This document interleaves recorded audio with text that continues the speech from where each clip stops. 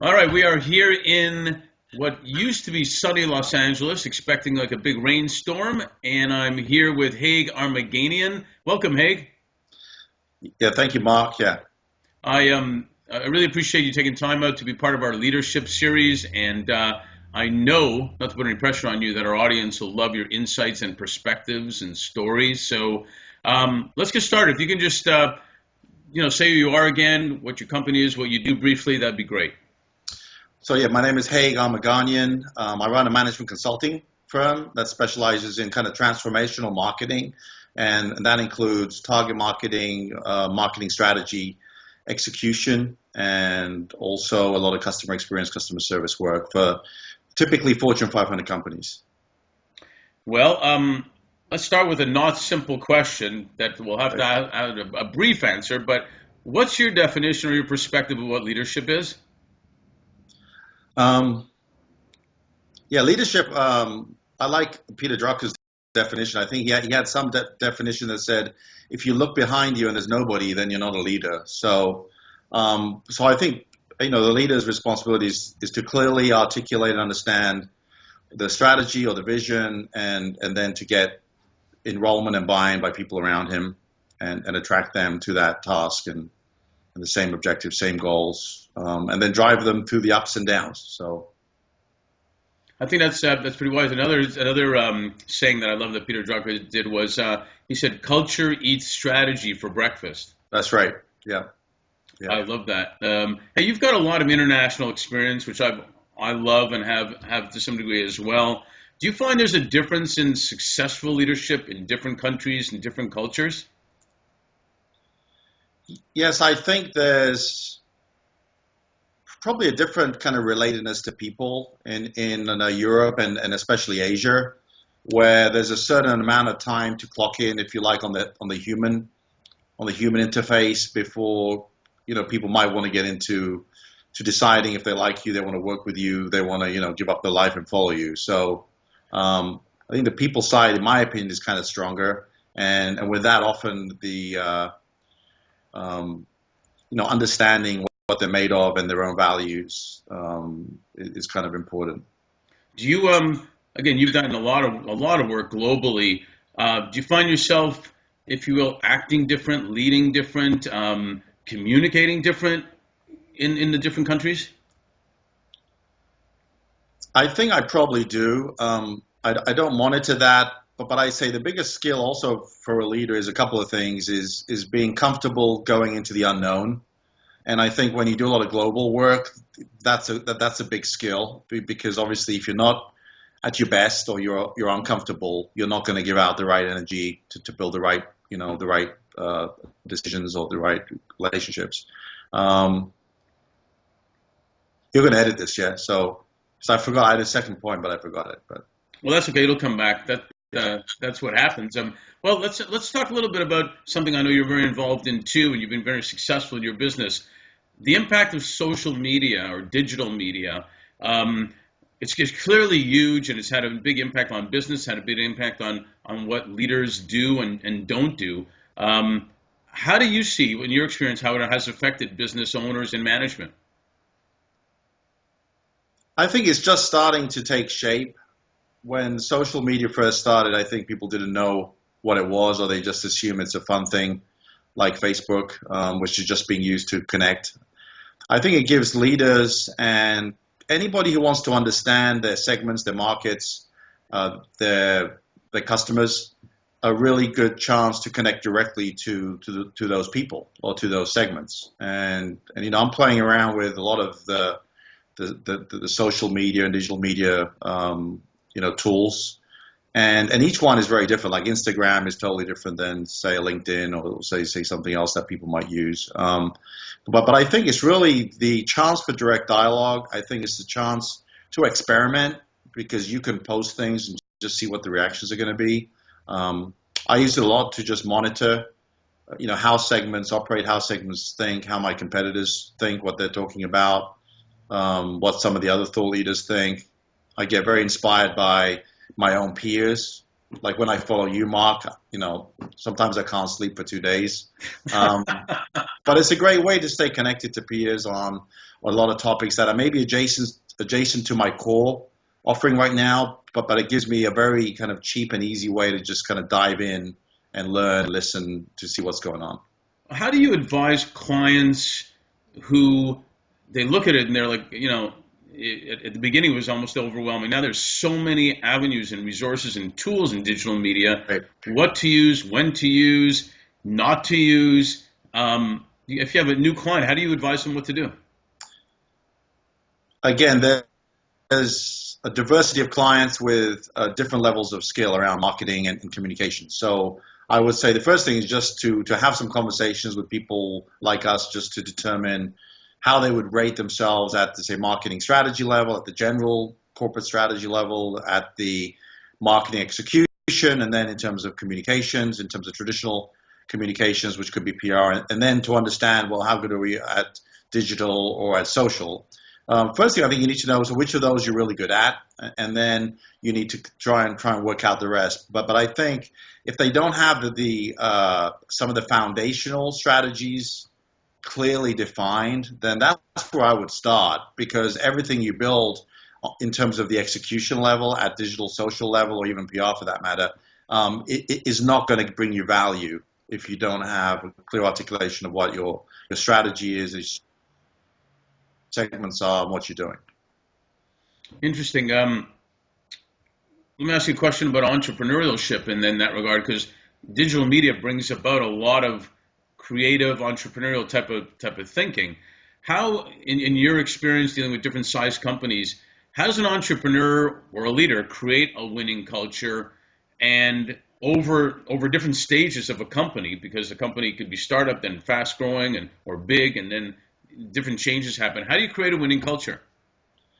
Yeah, my old chairman used to say it's about people and cash, and I think, but part of the culture is really people, or probably the whole part of culture is people. But I think you've got to be able to have the right kind of teams that are very good at executing what you've got, and then also being able to, see forward in terms of what's needed. And I think that's really the secret. And you don't want a great team that just executes, but is kind of scared to move ahead into some of these newer areas. When you're dealing internationally, again, I keep going back to that. Is it possible to create a winning culture with a company that is in different cultures? Yeah, yes, absolutely. And there's a lot of companies that can do that. But I think the culture needs to be based on the culture needs to be based on things that are understood across different cultures. So, I'll give you examples. A lot of the winning advertising kind of campaigns often have, musicians or like basketball players, and so a lot of them are around culture, them going back to their hometown, back to an old, court they started on. These are the kinds of subjects that anyone can relate to. Culture, people moving up in the world, art, music, spirituality in some cases. If you look at, some of the more sustainable, campaigns might be around, sustainability, but they have a hidden, spirituality about them, or, a lot of yoga people will like certain products, No, it's interesting. Let's go into another part of this. Board members, they're obviously valued leaders, or should be, right, in an organization. And finding the right fit on the board. In your opinion, how do you find the right fit on a board where you're in different situations? Maybe you're a member of the board, or also when you're asked to find somebody for a board or join a board. What's your thoughts on that?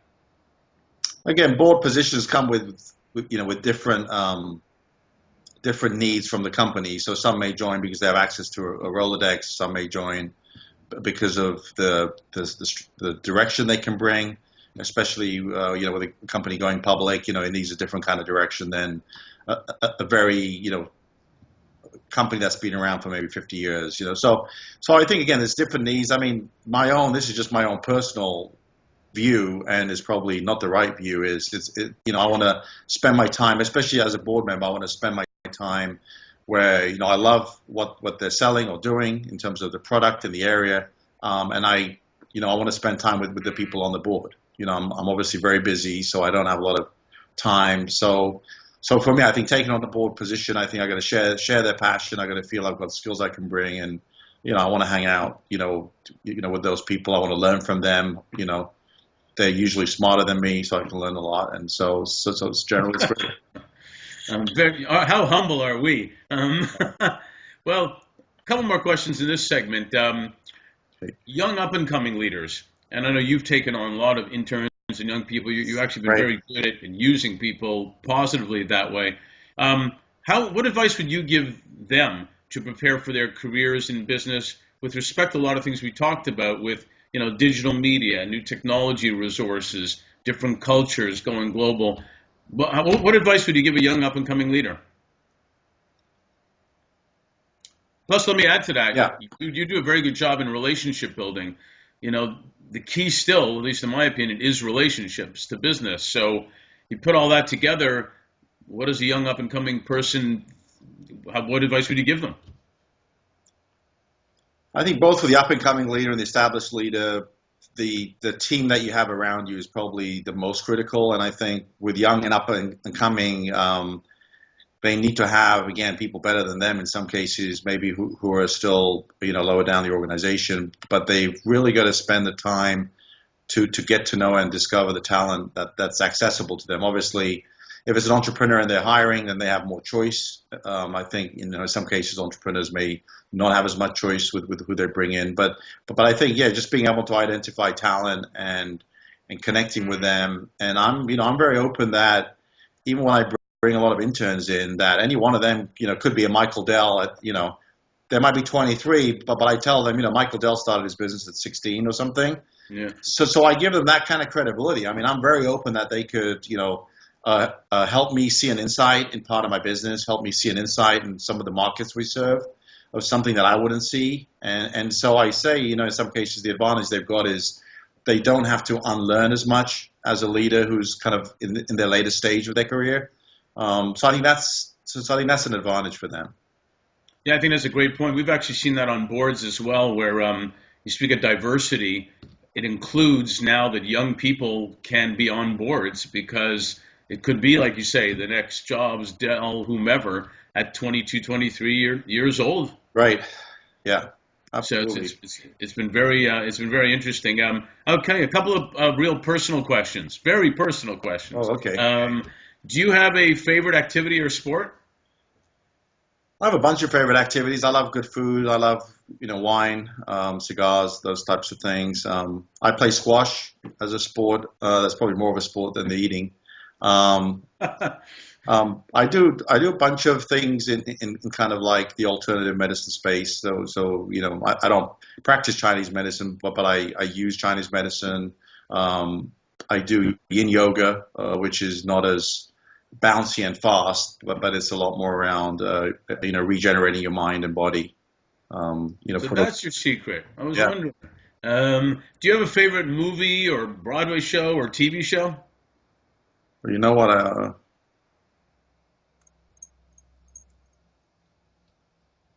I guess I like The Sopranos when they were running. Nice mix of kind of humor and good New Jersey life, so wholesome life. So, so I tend to like action stuff a lot. That's good. Sopranos is a good choice. How about music? Favorite type of music? So music. So I'm actually a musician. So I like pretty much all types of music. I've done classical, piano.